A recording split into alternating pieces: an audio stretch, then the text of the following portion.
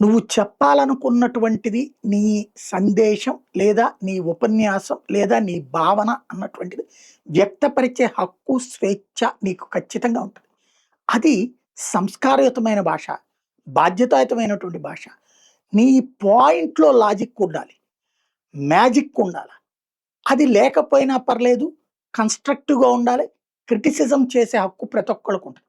అలా కాకుండా urgent attention divert కావాలంటే బూతులు తిడదాం, దూషిద్దాం, దుర్మార్గంగా మాట్లాడదాం అంటే అది మైనస్ అవుతది. మొన్న ఏదో దళిత క్రైస్తవ పోరాట సభ అన్నటువంటి దాంట్లో జడశ్రవణ్ గారు దారి తప్పారు. అట్లాగే ప్రశ్న రావణ్ గారు దారి తప్పారు. దారి తప్పిన భాష పవన్ కళ్యాణ్‌ని గురించి దారుణమైనటువంటి, అవమానకరమైనటువంటి భాష. పవన్ నీ విధానం మాకు నచ్చలేదు. నీ హిందుత్వ విధానం మాకు నచ్చలేదు. లేకపోతే ఇంకోటి మాట్లాడొచ్చు దాంట్లో. కానీ దూషణలు, ఆ దూషణని భూషణగా భావించి చప్పట్లు కొట్టే కల్చర్ సరైంది కాదు. ఇప్పుడు ఆ కేసులో తాజాగా రావణ్‌ని అరెస్ట్ చేశారన్నటువంటి వార్త సంచలనం సృష్టిస్తోంది.